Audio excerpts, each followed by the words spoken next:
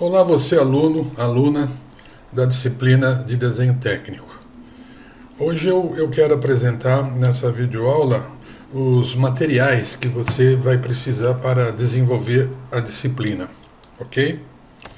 Nós vimos na aula passada, na videoaula passada, algumas considerações sobre esses desenhos. De forma muito rápida, fizemos algumas considerações.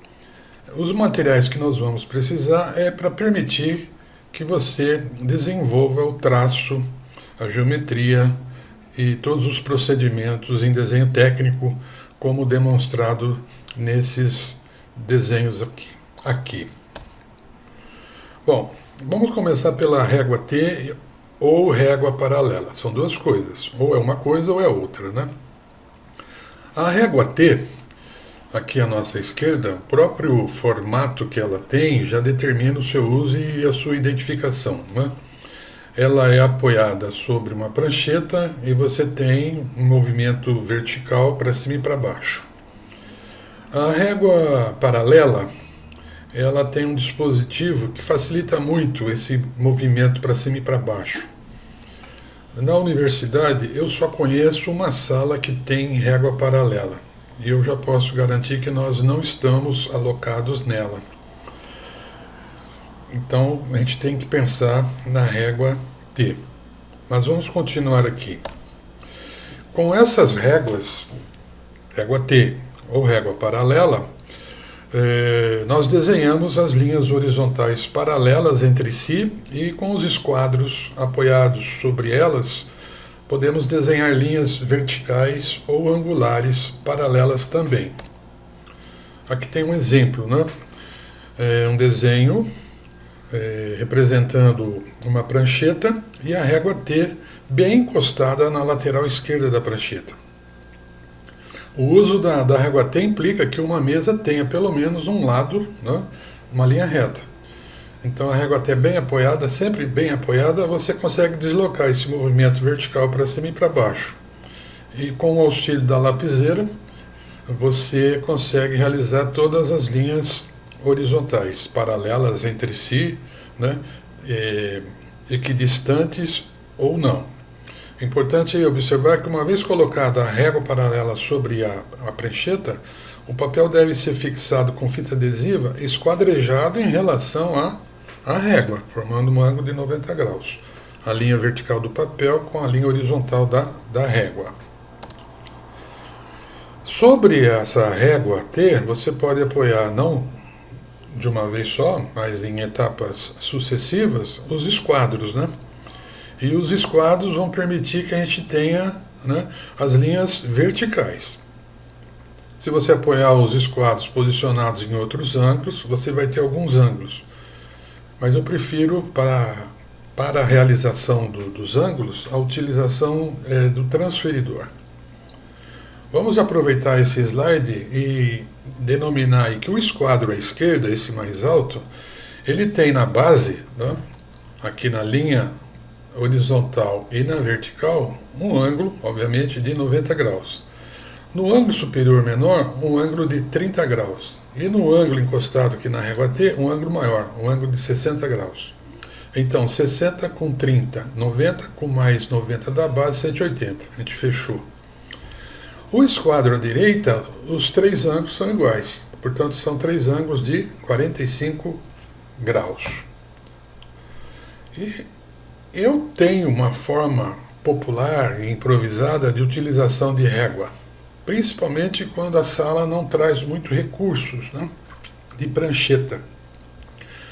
Eu prefiro a régua T, né, já que temos que fazer pelo modo convencional, o que a gente usa é a régua T. Mas na ausência da régua T, essa é uma forma improvisada que dá algum resultado, né? Tomando um certo cuidado, dá algum resultado. Ou seja, com algum cuidado na manipulação da régua e dos esquadros, é possível substituir as réguas T e paralelas, embora alguma imprecisão no traço possa ocorrer, né? Essa régua é uma régua comum que deve ser maior do que a largura do papel A3, que é o formato maior que a gente vai trabalhar aqui, né? Então essa régua não pode ser de 30 centímetros. Eu prefiro uma régua maior, né? E você fixa essa régua na prancheta com fita adesiva. Debaixo dessa régua vai ficar também alinhado, esquadrejado a folha de papel. Então esse esquadro de 60 graus é o que vai fazer as linhas horizontais. Quando você apoia o esquadro de 45 graus sobre o de 60 graus, você tem as linhas verticais, né? Então, uma observação importante que eu vou fazer aqui, ó. Esse esquadro de 60 graus é o que vai fazer as linhas horizontais. Se ele for muito pequeno, você vai ter dificuldade de fazer linhas horizontais com algum comprimento, cobrindo praticamente toda a folha. Você vai ter dificuldade de fazer isso. Ah, mas eu posso deslocar o esquadro e continuar. Sempre vai dar uma pequena emenda, vai aparecer um ponto, às vezes até de forma grosseira. Essa disciplina avalia também a qualidade do traço, então pense nisso, né? Fuja desses esquadros muito pequenos, né? E você viu por quê. Se você também estiver usando a régua T, essa preocupação não é tanta, porque a linha horizontal na régua T é feita na própria régua T, ok? Vamos falar de grafites aqui. Acho que todo mundo já viu, tem um lápis em casa em que aparecem essas nomenclaturas na extremidade do lápis, né? E o que significa 6B, 5B, 4B, 2B, B, HB, 2H, 4H, 6H? Bom, nós estamos vendo aqui que o traço grosso é definido pela família dos grafites tipo B, 6542. O traço médio é definido pelos grafites HB, F e H. E o traço fino é definido pelos grafites 2H, 3H, 4H, 5H e 6H. O que significa H? H é a letra inicial da palavra inglesa hard.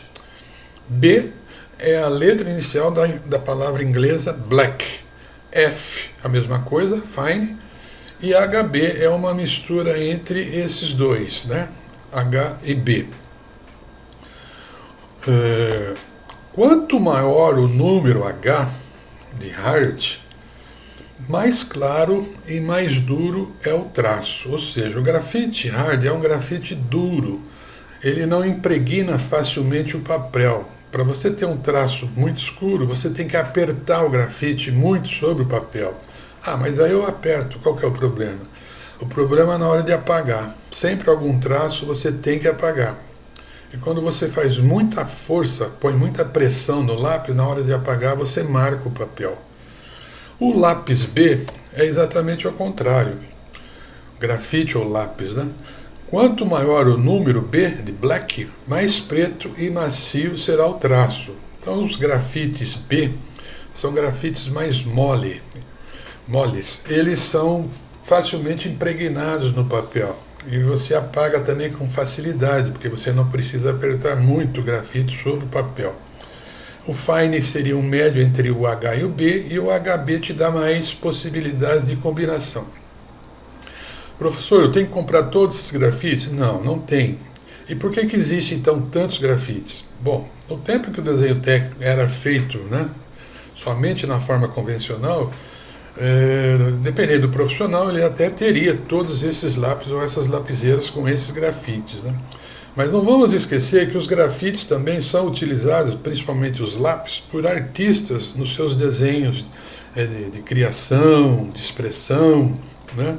Desenhos artísticos, né? E nós precisaremos de alguns grafites. Não se preocupe que eu vou dizer na lista de materiais quais desses grafites nós vamos precisar e que você vai ter que adquirir. Grafites H, HB e 2B representam boa resistência, um traço escuro e facilidade ao apagar. Então, na verdade, esse slide aí ajuda a gente a entender o que talvez a gente nunca pensou, né? O que são essas letrinhas, esses números na extremidade dos lápis, né? Então classifica com facilidade, agora numa nomenclatura muito simples.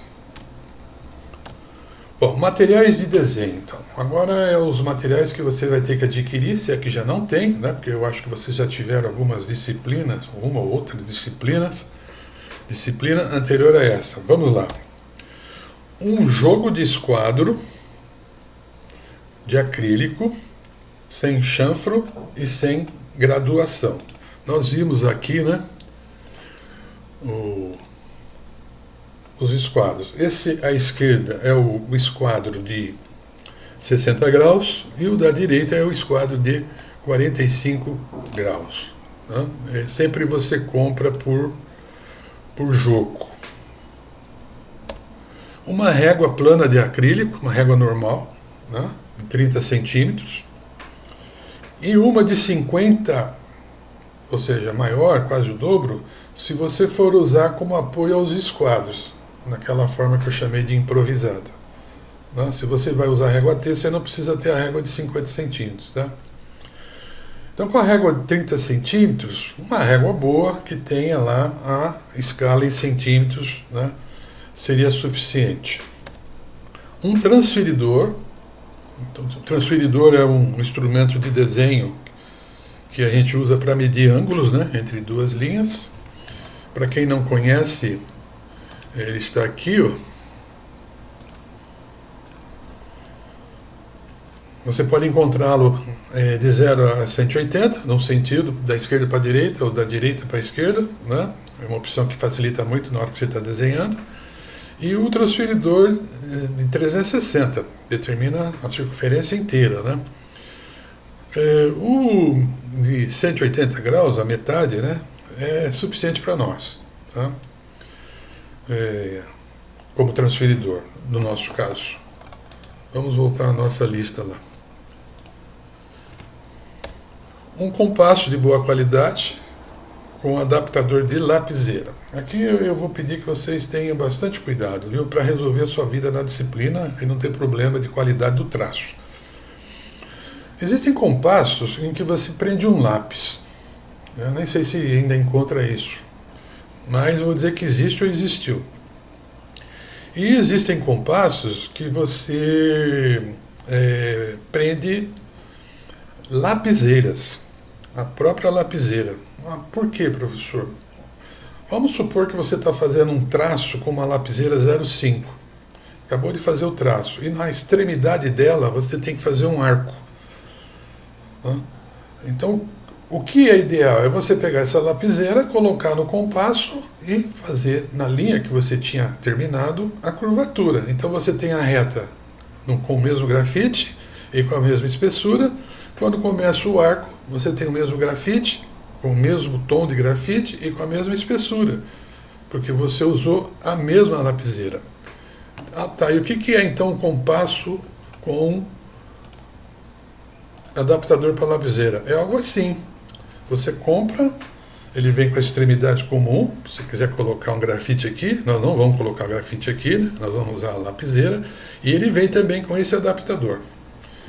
Agora, cuidado com uma coisa, essa marca que vocês estão vendo aí é uma marca muito boa, é material profissional, não precisa ser essa marca. Esse compasso custa algo em torno de 100, 130 reais ou um pouco mais. Eu tenho observado nas últimas turmas, os alunos conseguiram esse compasso com adaptador para lapiseira, compassos simples, de plástico, até de boa qualidade, custando 15, 20 reais, né? Toma apenas o cuidado de verificar nesses compassos mais baratos se as pernas do compasso não estão muito moles, frouxas. Você vai lá, mede o raio numa régua, quando leva para o papel, as pernas do compasso, elas fecharam, elas abriram, né? Isso vai dar problema para você, tá? Então vão atrás aí, vocês vão encontrar em papelaria compasso com adaptador para lapiseira que não sejam essas marcas mais profissionais, correto? Vamos voltar lá para a nossa lista. Lapiseiras, agora sim, eu vou precisar que vocês adquiram apenas 3. A 03H, 05HB e 07-2B, né? A nomenclatura dos grafites nós já vimos, o que significa H, HB e B, né?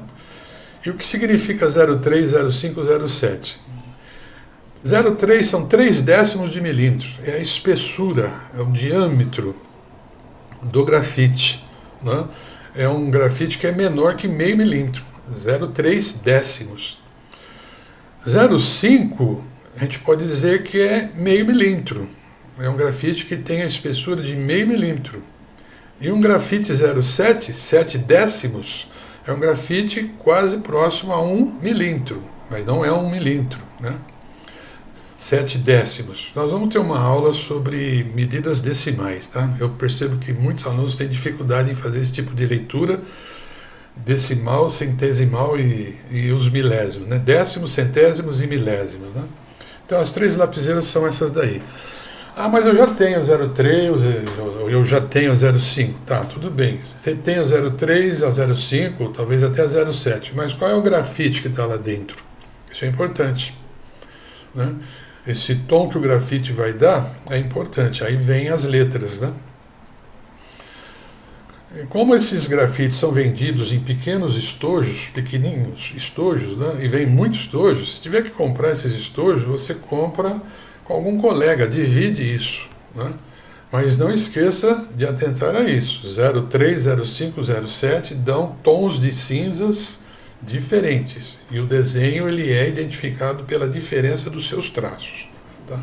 Então já resolvi bastante o problema nosso, definindo apenas 3 lapiseiras. A 0,3 e a 0,5 você vai usar já já. A 0,7 talvez um pouquinho mais da metade do semestre, não agora. A não ser que você queira fazer a caligrafia, que é a próxima aula, no 0,7, em vez do 0,5, como eu vou indicar lá no enunciado do exercício. Tem gente que consegue escrever mais facilmente com um grafite mais grosso, né? Então fica à sua vontade aí. Quiser tê-lo agora para fazer esse exercício, que vai ser o próximo, e a videoaula já vai estar disponível já já. Bom, uma régua T, simples. Quem for fazer com a régua T, eu prefiro e acho que você resolve bem a sua vida com uma régua T, tá? Elas são vendidas em vários tamanhos. Se você achar essa mais curta, de 50 centímetros, é o suficiente, tá? Ela cobre o formato A3. Aquelas de 90, 1,10 m, nós não vamos precisar disso, né? Nós não vamos ter papel desse tamanho para justificar uma régua tão comprida, e o que é também difícil de você transportar. Uma borracha macia, né? E borracha macia qualquer. Eu acho que é aquela que você vai na loja de papelaria, faz um risco com grafite, pega a borracha e apaga. Se você perceber que uma apaga melhor que a outra, essa é a borracha macia. Não precisa depender de ninguém dizer, né? Você na hora ali faz o teste e avalia. E faz a conta, né? Qual que é a mais macia e tem o menor preço, né? Isso aí então é uma escolha sua, ok? Um pano, tipo Perflex, acho que é Perflex, ou uma flanela. Você sempre vai chegar na sala de aula e vai precisar limpar a sua prancheta e os seus instrumentos de desenho. Porque senão no final da aula, o seu papel que você fez, o seu trabalho, a sua prova, o seu exercício, ele vai ficar sujo. Por incrível que pareça, ele vai ficar sujo. Ah, eu passo uma borracha depois para apagar. Não sai, essa sujeira não sai, tá? Então traga um pano para limpar os seus instrumentos, mas principalmente a pranchetinha. Um frasco pequeno com acetona para limpeza e remoção do durex na prancheta. Eu cheguei a pedir anteriormente, nas outras turmas, uma pequena embalagem de álcool gel, né? Que seria fácil, todo mundo hoje tem álcool gel. O problema é o seguinte, o álcool gel não tira a cola deixada pela fita adesiva. Alguns durex não muito bons, né? Quando você tira a folha, acabou de fazer o desenho, você tira a fita durex, a fita adesiva, ele deixa uma cola. Eu já recebi até reclamação de professores na aula seguinte, professor, essa sala, essa prancheta, olha o estado que ela está. O álcool não tira essa cola. Então a acetona não, a acetona tira e limpa também, né? Só vou pedir que você tome cuidado se você tem alguma alergia ao cheiro da acetona, né? E use ela com uma certa distância, com certo cuidado. Não esqueça, né? A acetona é um material inflamável. Então compre um frasco pequeno e tome muito cuidado com isso, tá? E uma fita adesiva comum. Tem fitas que colam muito mal, E tem fitas que colam muito bem, que depois na hora de tirar da prancheta arranca um pedaço do papel onde ela foi presa, né? Na extremidade do papel. Então também aí é uma decisão sua. De repente você já tem isso, se colar muito a gente acha um jeito de fazer ela colar menos, né? Mas é uma decisão sua, tá? Papéis. Nós vamos usar A4 e A3. Tá? O A4, quando for usar A4, no regime presencial eu vou levá-lo. Você vai recebê-lo. Se ficar o regime online, eu vou pedir que você xeroque, né? Tire um xerox da sua apostila. Então, esse papel A4 é aquele que você tem na sua impressora. E provavelmente ele não é 90 gramas. Tá? Eu falo daqui a pouco o que significa esse 90 gramas, né? O A3 eu também estou pedindo 90 gramas, mas se for um pouquinho menor, 60 gramas, também não tem problema. Tá? O que é 90 gramas? Papel não é vendido pela espessura, papel é vendido pelo peso. Então se você pegar 1 metro quadrado de um determinado papel, sulfite por exemplo, e 1 metro quadrado e pesar, ele vai dar uma gramatura. Então 1 metro quadrado de um papel sulfite de 90 gramas, ele é mais grosso do que 1 metro quadrado de sulfite do papel A4, que pesa 60 gramas. Né? Então a gramatura define o peso, define a espessura. Papel muito grosso é ruim em desenho técnico. Você passa o lápis às vezes e o lápis afunda, o lápis marca o papel. Então de 90 gramas para menos. O A4 é o que você tiver na sua impressora. Quando eu fornecer, provavelmente também vai ser o da minha impressora. Então o A3 de 90 gramas para menos. Branco e sem margem. Não esqueça dessa observação.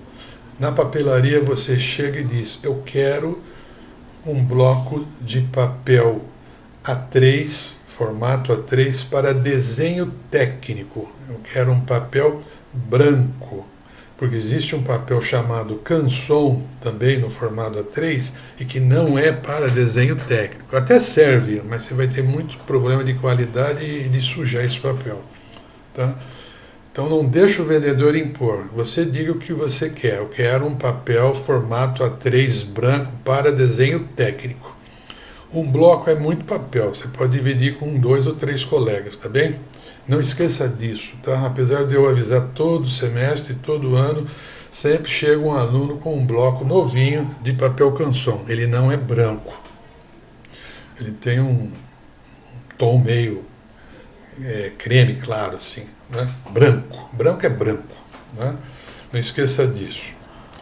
E de preferência que você coloque todo esse material numa dessas pasta plástica de formato A3, que você nunca vai esquecer o material para chegar e trazer para a escola. Tá? Coloca tudo lá, leva para a escola, chega na sua casa, você guarda em qualquer lugar. De preferência, tá? Não perde, afinal de contas você está gastando dinheiro com esquadro, com lapiseira, com grafite, e isso não se perde, né? Não quebra quando você coloca, por exemplo, dentro de uma mochila. Então esse é o material, tá bom? O compasso, como eu disse, com o adaptador. O esquadro não precisa ser inteiro, a não ser que você encontre ele inteiro 360, mais em conta que o 180. Né? Mas qualquer um deles serve, inclusive o de 180 graus. Tá? Esses são os materiais, ok? Espero você no próximo vídeo. Até lá e nos vemos.